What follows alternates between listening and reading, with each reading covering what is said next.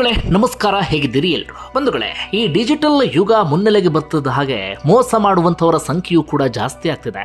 ಈ digital platform ಅಥವಾ ವೇದಿಕೆಯನ್ನು ಬಳಸ್ಕೊಂಡು ನಮ್ಮನ್ನ ಯಾವ ರೀತಿಯಾಗಿ ಯಾಮರಿಸ್ತಾರೆ ಅಂದರೆ, ಕೊನೆಗೆ ನಾವು ಪ್ರಾಣ ಕಳ್ಕೊಳ್ಳುವ ಹಂತದವರೆಗೂ ಕೂಡ ನಮ್ಮನ್ನ ಪ್ರಪಾತಕ್ಕೆ ತಳ್ಳಿಬಿಡ್ತಾರೆ. ಹೀಗಾಗಿ ಈಗಿನ ಕಾಲದಲ್ಲಿ ಅದೆಷ್ಟೇ ಎಚ್ಚರಿಕೆ, ಅದೆಷ್ಟೇ ಹುಷಾರಾಗಿದ್ರೂ ಕೂಡ ಸಾಲದು ಬಂಧುಗಳೇ. ಈ ಕಾರಣಕ್ಕಾಗಿ ಒಂದು ಅವೇರ್ನೆಸ್ ವಿಡಿಯೋವೊಂದನ್ನು ನಿಮ್ಮ ಮುಂದೆ ಇಡ್ತಾ ಇದ್ದೇನೆ. ಬಂಧುಗಳೇ, ಆನ್ಲೈನಲ್ಲಿ ಹೇಗೆ ಮೋಸ ಮಾಡ್ತಾರೆ, ಹೇಗೆ ಯಾಮರಿಸ್ತಾರೆ ನಿಮ್ಮೆಲ್ಲರಿಗೂ ಕೂಡ ಗೊತ್ತಿರುವಂಥ ವಿಚಾರ. ಆದರೆ ಇತ್ತೀಚೆಗೆ ಅತಿ ಹೆಚ್ಚು ಸದ್ದು ಮಾಡ್ತಿರೋದು ಒಂದು ಮೋಸದ ಜಾಲ. ಈ ವಿಚಾರಕ್ಕೆ ಸಂಬಂಧಪಟ್ಟ ಹಾಗೆ ನಮ್ಮ ಆಫೀಸ್ಗೂ ಕೂಡ ನಿರಂತರವಾಗಿ ಕರೆ ಬರ್ತಾ ಇರುತ್ತೆ. ಈ ರೀತಿಯಾಗಿ ಮೋಸ ಆಗ್ತಾ ಇದೆ, ಇದರ ಅಸಲಿ ಸತ್ಯ ಏನು ಜನರಿಗೆ ತಿಳಿಸುವಂಥ ಕೆಲಸವನ್ನು ಮಾಡಿ ಅಂತ. ಅದೇನಪ್ಪ ಅಂದರೆ, ಈ ಹಳೆ ನೋಟು ಮತ್ತು ಹಳೆ ಕಾಯಿನ್ಗೆ ಸಂಬಂಧಪಟ್ಟ ಹಾಗೆ ನಿಮ್ಮ ಹತ್ರ 2 ರೂಪಾಯಿ ಕಾಯಿನ್ ಇದ್ರೆ, 5 ರೂಪಾಯಿ ಕಾಯಿನ್ ಇದ್ರೆ 50 ಲಕ್ಷ ಕೊಡ್ತೀವಿ, 60 ಲಕ್ಷ ಕೊಡ್ತೀವಿ. ಅಥವಾ ಇಂತಹ ಸಿರೀಸ್ ನಂಬರ್ನ ಕಾಯಿನ್ ಅಥವಾ ಹಳೆಯ ನೋಟ್ ಇದ್ರೆ ನೀವು ಕೋಟ್ಯಾಧಿಪತಿ ಆಗಬಹುದು. ಅಥವಾ ವೈಷ್ಣೋದೇವಿ ಫೋಟೋ ಅಥವಾ ಇಂದಿರಾ ಗಾಂಧಿ ಫೋಟೋ ಅಥವಾ ಇನ್ಯಾರದ್ದೋ ಫೋಟೋ ನಿಮ್ಮ ಹಳೆ ಕಾಯಿನ್ ಅಥವಾ ಹಳೆ ನೋಟ್ನಲ್ಲಿ ಇದ್ರೆ ನೀವು ನಮಗೆ ಸೇಲ್ ಮಾಡಿ ಎನ್ನುವಂಥ ಆಫರನ್ನು ನಿಮ್ಮ ಮುಂದೆ ಇಡಲಾಗುತ್ತೆ. ಹೀಗಾಗಿ ನೀವು ಸಹಜವಾಗಿ ಹಣದ ಆಸೆಗೆ ಬೀಳ್ತೀರಿ. ನಾವಾದರೂ ಕೂಡ ಅಷ್ಟೇ, ಯಾರಾದರೂ ಕೂಡ ಅಷ್ಟೇ. ಈ ರೀತಿಯಾಗಿ ಆರಾಮಾಗಿ ಹಣ ಬರುತ್ತೆ ಅಂದರೆ ನಾವು ಕೂಡ ಆರಾಮಾಗಿ ಹಣ ಮಾಡಬಹುದು ಅಂತ ಯೋಚನೆಯನ್ನು ಮಾಡ್ತೇವೆ. ಅದರಲ್ಲೂ ಕೂಡ ನೀವೆಲ್ಲರೂ ಗೊಂದಲಕ್ಕೀಡಾಗೋದಕ್ಕೆ ಪ್ರಮುಖ ಕಾರಣ ಏನಪ್ಪ ಅಂದರೆ, ಪ್ರತಿಷ್ಠಿತ ಸುದ್ದಿವಾಹಿನಿಗಳ ವೆಬ್ಸೈಟ್ಗಳಲ್ಲೇ ಅಂತಹ ಸುದ್ದಿಯನ್ನು ಪ್ರಕಟಿಸಲಾಗಿದೆ. ಹಿಂದೆ ಮುಂದೆ ನೋಡದೆ ಅದರ ಅಸಲಿ ಸತ್ಯ ಏನು ಅಂತ ನೋಡದೆ ಜನರಿಗೆ ಆ ಸುದ್ದಿಯನ್ನು ತಿಳಿಸಲಾಗಿದೆ. 2 ರೂಪಾಯಿ ಇದೆಯಾ, ನೀವು ಕೋಟ್ಯಾಧಿಪತಿ ಆಗಬಹುದು. 5 ರೂಪಾಯಿ ಇದೆಯಾ, ನೀವು ಲಕ್ಷಾಧಿಪತಿ ಆಗಬಹುದು ಅಂತ ಜನರ ಮುಂದೆ ಇಂತಹ ಒಂದಷ್ಟು ಸುದ್ದಿಯನ್ನು ಇಡಲಾಗಿದೆ. ಹೀಗಾಗಿ ನೀವೆಲ್ಲರೂ ಕೂಡ ಗೊಂದಲಕ್ಕೀಡಾಗಿರ್ತೀರಿ, ಇದು ಸತ್ಯನಾ ಸುಳ್ಳ ಅಂತ. ನಿಮ್ಮಲ್ಲಿ ಒಂದಷ್ಟು ಮಂದಿ ಈಗಾಗಲೇ ಮೋಸದ ಜಾಲಕ್ಕೂ ಕೂಡ ಒಳಗಾಗಿರಬಹುದು. ಹಾಗಾದರೆ ಹಳೆ ನೋಟು, ಹಳೆ ಕಾಯಿನ್ ಮೂಲಕ ಲಕ್ಷ ಗಳಿಸೋದು ಸತ್ಯನಾ ಸುಳ್ಳ? ಆ ಅಸಲಿ ವಿಚಾರವನ್ನು ಉದಾಹರಣೆ ಸಹಿತ ನಿಮ್ಮ ಮುಂದೆ ಇಡ್ತೀನಿ. ಸುಮ್ಮನೆ ಯಾವುದೋ ಒಂದು ಸುದ್ದಿಯನ್ನು ಇಡ್ತಲ್ಲ, ಉದಾಹರಣೆ ಸಹಿತ ಸುದ್ದಿಯನ್ನು ಇಡ್ತಾ ಇದ್ದೀನಿ. ಆರಂಭದಲ್ಲೇ ಒಂದು ಕ್ಲಾರಿಟಿಯನ್ನು ಕೊಡಬೇಕು ಅಂದರೆ, ಈ ಹಳೆ ನೋಟು ಮತ್ತು ಹಳೆ ಕಾಯಿನ ವಿಚಾರಕ್ಕೆ ಸಂಬಂಧಪಟ್ಟ ಹಾಗೆ ಅದರಲ್ಲಿ 99% ಸುಳ್ಳು ಅಥವಾ ಮೋಸ, 1% ಮಾತ್ರ ಸತ್ಯ ಅಥವಾ ಅಸಲಿ ವಿಚಾರ. ಮತ್ತೊಂದು, ಈ RBI ವಿಚಾರಕ್ಕೆ ಸಂಬಂಧಪಟ್ಟ ಹಾಗೆ ಒಂದು ವಿಚಾರವನ್ನು ಪ್ರಸ್ತಾಪ ಮಾಡ್ತೀನಿ. RBI ಇತ್ತೀಚೆಗಷ್ಟೇ ಸಾರ್ವಜನಿಕರಿಗೆ ಒಂದು ಸಂದೇಶವನ್ನು ರವಾನೆ ಮಾಡಿದೆ. RBI ಏನು ಹೇಳ್ತಿದೆ ಅಂದರೆ, ನಮ್ಮ ಹೆಸರಿನಲ್ಲಿ ಯಾರಾದರೂ ಹಳೆ ನೋಟು ಅಥವಾ ಹಳೆ ಕಾಯಿನನ್ನು ಪರ್ಚೇಸ್ ಮಾಡ್ತೀವಿ ಅಂದರೆ ಅದು ಶುದ್ಧ ಸುಳ್ಳು. ಯಾವುದೇ ಕಾರಣಕ್ಕೂ ನಂಬೋದಕ್ಕೆ ಹೋಗಬೇಡಿ, ಅವರ ಮೋಸದ ಜಾಲಕ್ಕೆ ಬೀಳಬೇಡಿ. RBI ಯಾವುದೇ ಕಾರಣಕ್ಕೂ ಹಳೆ ನೋಟು ಅಥವಾ ಹಳೆ ಕಾಯಿನನ್ನು ಸಂಗ್ರಹಿಸ್ತಾ ಇಲ್ಲ, ಅಥವಾ ಅದನ್ನು ಸಂಗ್ರಹಿಸಿ ನಿಮಗೆ ಲಕ್ಷ ಹಣವನ್ನು ಪಾವತಿ ಮಾಡ್ತಿಲ್ಲ ಅಂತ RBI ಬಹಳ ಸ್ಪಷ್ಟವಾದಂಥ ಸೂಚನೆಯನ್ನು ಕೊಟ್ಟಿದೆ. ಈಗ ವಿಚಾರಕ್ಕೆ ಬರೋಣ. ಯಾವ ರೀತಿಯಾಗಿ ಮೋಸ ನಡೆಯುತ್ತೆ ಅನ್ನೋದನ್ನು ನಾನು ಮೊದಲಿಗೆ ಹೇಳ್ತೀನಿ, ಅಥವಾ ಸುದ್ದಿ ಏನು ಅನ್ನೋದನ್ನು ಮೊದಲಿಗೆ ಹೇಳ್ತೀನಿ. ಇರುವಂಥ ಸುದ್ದಿ ಏನಪ್ಪ ಅಂದರೆ, ನಿಮ್ಮ ಬಳಿ ಹಳೆಯ 2 ರೂಪಾಯಿ ಕಾಯಿನ್ ಅಥವಾ ನೋಟ್ ಇದ್ದರೆ ನಿಮಗೆ 50 ಲಕ್ಷ ಕೊಡ್ತೀವಿ, 60 ಲಕ್ಷ ಕೊಡ್ತೀವಿ, ನೀವು ಆನ್ಲೈನಲ್ಲಿ ಸೇಲ್ ಮಾಡಿ ಅಂತ ಆಫರ್ ಮಾಡ್ತಾರೆ. ಅಥವಾ ನಿಮಗೆ ಕರೆ ಮಾಡಿ ನಿಮಗೆ ನಂಬಿಸುವಂಥ ಕೆಲಸವನ್ನು ಮಾಡ್ತಾರೆ.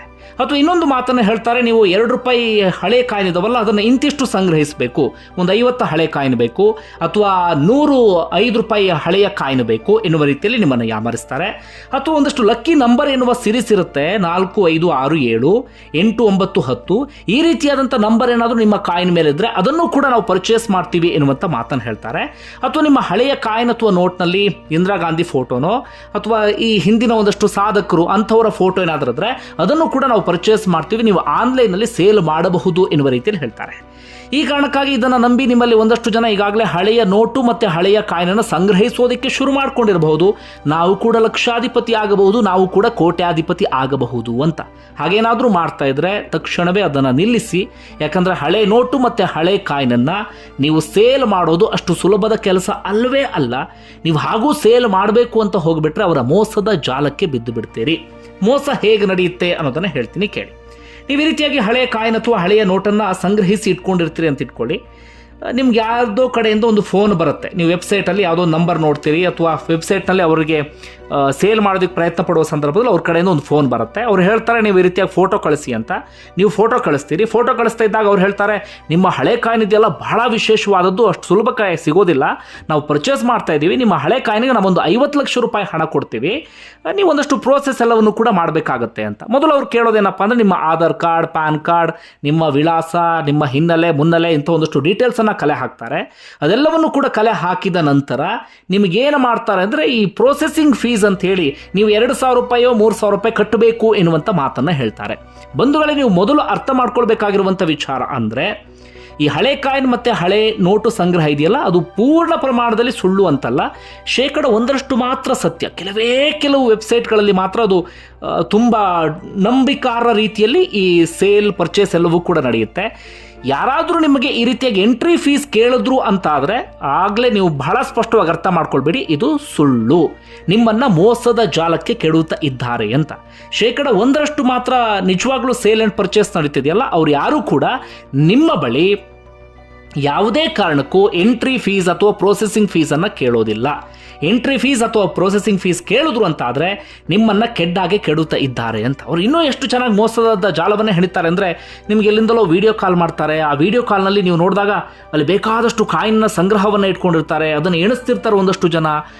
ಜೊತೆಗೆ ಅವ್ರ ಆಫೀಸ್ನಲ್ಲಿ ಸಿಕ್ಕಾಪಟ್ಟೆ ಜನ ಇರ್ತಾರೆ, ಎಲ್ಲ ಕಡೆಗಳಲ್ಲೂ ಬ್ಯುಸಿ ಅಂತೇಳಿ ಓಡಾಡ್ಕೊಂಡಿರ್ತಾರೆ. ನೀವು ಆ ವಿಡಿಯೋ ಕಾಲಲ್ಲಿ ಅದನ್ನು ನೋಡ್ತಾ ಇದ್ದ ಹಾಗೆ ನಿಮ್ಗೆ ಅನ್ಸುತ್ತೆ ಇದು ಸತ್ಯ ಇರಬೇಕು, ಯಾವುದೋ ಬಹುದೊಡ್ಡ ಕಚೇರಿ ಇದು ದೆಹಲಿಯಲ್ಲೋ ಮುಂಬೈನಲ್ಲೋ ಇದೆ, ಇಲ್ಲ ಬಹಳ ಚೆನ್ನಾಗಿ ವ್ಯವಹಾರ ಅಂಥದ್ದೆಲ್ಲವೂ ಕೂಡ ನಡೀತಿದೆ ಅಂತ ನೀವು ಅಂದ್ಕೊಳ್ಳೋಕ್ಕೆ ಶುರು ಮಾಡ್ಕೊಳ್ತೀರಿ. ಅವ್ರು ಕೇಳಿದ ರೀತಿಯಲ್ಲಿ ಎಂಟ್ರಿ ಫೀಸನ್ನು ಕಟ್ತೀರಿ. ಅದಾದ ಬಳಿಕ ಶುರು ಮಾಡ್ಕೊಳ್ತಾರೆ ನಿಮಗೆ ಆ ಫೀಸ್ ಈ ಫೀಸ್ ಅದು ಇದು ಅಂಥೇಳಿ ಪೀಕೋದಕ್ಕೆ ಶುರು ಮಾಡ್ಕೊಳ್ತಾರೆ. ಹೋಗ್ತಾ ಹೋಗ್ತಾ ಸಾವಿರದಿಂದ ಲಕ್ಷದವರೆಗೂ ಕೂಡ ತಲುಪುತ್ತೆ. ಒಂದು ಹಂತ ಆದಮೇಲೆ ನೀವು ಹಣವನ್ನು ಕೊಡೋದಿಲ್ಲ, ನಮಗೇನೋ ಮೋಸ ಅಂತ ಅನಿಸ್ತಿದೆ ಅಂತಾದರೆ ನಿಮಗೆ ಆ ಕಡೆಯಿಂದ ಇನ್ನೊಂದು ಮಾತನ್ನು ಹೇಳ್ತಾರೆ, ನೀವು ಅಕ್ರಮ ಹಣ ವರ್ಗಾವಣೆ ಪ್ರಕರಣದಲ್ಲಿ ದಾಖಲಾಗಿದ್ದೀರಿ, ಅಂದರೆ ಸಿಕ್ಕಾಕೊಂಡಿದ್ದೀರಿ, ನಿಮ್ಮನ್ನು ನಾವು ಟ್ರ್ಯಾಪ್ ಮಾಡಿದ್ದು ನಾವು ಪೊಲೀಸರು ಅಂತ ದೆಹಲಿಯಿಂದಲೋ ಮುಂಬೈನಿಂದಲೋ ನಿಮಗೆ ಕರೆ ಬರೋದಕ್ಕೆ ಶುರುವಾಗುತ್ತೆ. ನೀವು ಹಣ ಕಟ್ಟಿಲ್ಲ ಅಂತಂದರೆ ನಿಮ್ಮನ್ನು ಈ ಕ್ಷಣವೇ ಅರೆಸ್ಟ್ ಮಾಡಿಬಿಡ್ತೀವಿ ಅಂತ. ಆ ಮೋಸದ ಜಾಲಕ್ಕೆ ಬಿದ್ದು ನೀವು ವಿಲ ಒದ್ದಾಡುವಂಥ ಪರಿಸ್ಥಿತಿ ನಿರ್ಮಾಣ ಆಗಿಬಿಡುತ್ತೆ. 2 ಉದಾಹರಣೆ ಕೊಡ್ತೀನಿ ಕೇಳಿ. ಇತ್ತೀಚಿನ ಒಂದು ಬೆಂಗಳೂರಿನ ಉದಾಹರಣೆ ಅಂದರೆ, ಮೊನ್ನೆಯ ಉದಾಹರಣೆ, ಓರ್ವ ವ್ಯಕ್ತಿ 2 ರೂಪಾಯಿ ಮತ್ತು 5 ರೂಪಾಯಿಯನ್ನು ಮಾರಾಟ ಮಾಡೋದಕ್ಕೆ ಹೋಗಿ 31 ಲಕ್ಷ ರೂಪಾಯಿ ಹಣವನ್ನು ಕಳ್ಕೊಂಡಿದ್ದಾರೆ. 31 ಲಕ್ಷ ಹಣ ಕೊಡ್ತೀನಿ ಅಂದಿದ್ರಂತೆ, ಇವರು 2.5 ಲಕ್ಷ ರೂಪಾಯಿ ಹಣವನ್ನು ಕಳ್ಕೊಂಡಿದ್ದಾರೆ. ಇನ್ನು ಮುಂದೆ ನಾನು ಹಣ ಕೊಡೋದಿಲ್ಲ ಅಂದಕ್ಕೆ ದೆಹಲಿಯಿಂದ ಇವರಿಗೆ ಫೋನ್ ಮಾಡಿ ಹೆದರಿಸಿದ್ದಾರೆ, ನಾವು ಪೊಲೀಸರು ಈ ಕ್ಷಣವೇ ನಿಮ್ಮನ್ನು ಅರೆಸ್ಟ್ ಮಾಡ್ತೀವಿ ಅಂತ.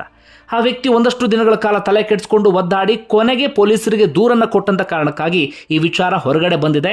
ಆದರೆ ಇವರು ಕಳ್ಕೊಂಡಂಥ ಹಣ ಅಂತೂ ವಾಪಸ್ ಬರೋದಿಲ್ಲ, ಅದನ್ನು ಪತ್ತೆ ಹಚ್ಚೋದಕ್ಕೆ ಸಾಧ್ಯವೇ ಆಗೋದಿಲ್ಲ, ಅಷ್ಟು ಚೆನ್ನಾಗಿ ಅವರು ಪ್ಲಾನನ್ನು ಮಾಡ್ಕೊಂಡಿರ್ತಾರೆ. ಇನ್ನೊಂದು ಬಹಳ ದುರಂತದ ಪ್ರಕರಣ ಅಂದರೆ ಈ ಚಿಕ್ಕಬಳ್ಳಾಪುರದ ಒಂದು ಪ್ರಕರಣ. ಚಿಕ್ಕಬಳ್ಳಾಪುರದ ಅರವಿಂದ್ ಎನ್ನುವಂಥ ವ್ಯಕ್ತಿ, 46 ವರ್ಷದ ಅರವಿಂದ್ ಎನ್ನುವಂಥ ವ್ಯಕ್ತಿ ಈ ಗಿಫ್ಟು ಅಂದರೆ ಉಡುಗೊರೆಯನ್ನು ಸೇಲ್ ಮಾಡುವಂಥ ಒಂದು ಅಂಗಡಿಯನ್ನು ನಡೆಸ್ತಾ ಇದ್ರು. ಅವರಿಗೂ ಕೂಡ ಹೀಗೆ ಹಳೆ ಕಾಯಿನನ್ನು ಸಂಗ್ರಹಿಸುವಂಥ ಒಂದು ಅಭ್ಯಾಸ ಇರುತ್ತೆ. ಯಾರೋ ಆಫರ್ ಮಾಡ್ತಾರೆ, ನೀವು ಹಳೆ ಕಾಯಿನನ್ನು ಕೊಟ್ಟರೆ ನಿಮಗೆ 56 ಲಕ್ಷ ರೂಪಾಯಿ ಕೊಡ್ತೀವಿ ಅಂತೇಳಿ. ಈ ಮನುಷ್ಯನ ಹತ್ರ ಎಂಟ್ರಿ ಫೀಸ್ ಅಂತ ಶುರು ಮಾಡ್ಕೊಂಡು ಕೊನೆಗೆ ಎಷ್ಟು ಪೀಕ್ ಇದ್ದಾರೆ ಅಂದರೆ 26 ಲಕ್ಷದವರೆಗೆ ಪೀಕ್ ಇದ್ದಾರೆ.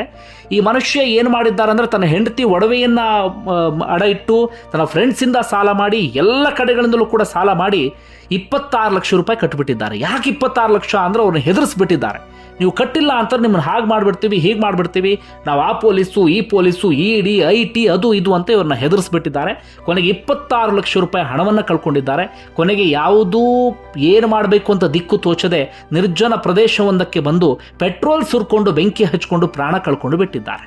ನೋಡಿ, ಈ ಹಳೆ ನೋಟು ಮತ್ತು ಹಳೆ ಕಾಯಿನಿನ ಮೋಸದ ಜಾಲಕ್ಕೆ ಓರ್ವ ವ್ಯಕ್ತಿ ಪ್ರಾಣ ಕಳ್ಕೊಳ್ಳುವಂಥ ಪರಿಸ್ಥಿತಿ ಎದುರಾಗಿ ಬಿಟ್ಟಿದೆ. ಬಂಧುಗಳೇ, ಈ 2 ಉದಾಹರಣೆ ಸಾಕು ಅಂದ್ಕೊಳ್ತೀನಿ. ನಾನು ಹೇಳ್ತಾ ಹೋದರೆ ನಿಮಗೆ 100 ಉದಾಹರಣೆಯನ್ನು ಕೊಡ್ತಾ ಹೋಗ್ಬೋದು. ಈ ಕಾರಣಕ್ಕಾಗಿ ಹೇಳ್ತಿದ್ದೀನಿ, ದಯವಿಟ್ಟು ಹಳೆಯ ನೋಟು ಮತ್ತು ಹಳೆಯ ಕಾಯಿನನ್ನು ಏನೋ ದುಡಿಮೆ ಮಾಡಬಹುದು, ಏನೋ ಮಾಡಬಹುದು ಅಂತ ಸಂಗ್ರಹಿಸೋದಕ್ಕೆ ಹೋಗಬೇಡಿ. ಇದೆಲ್ಲವೂ ಕೂಡ ಅಪ್ಪಟ ಮೋಸದ ಜಾಲ.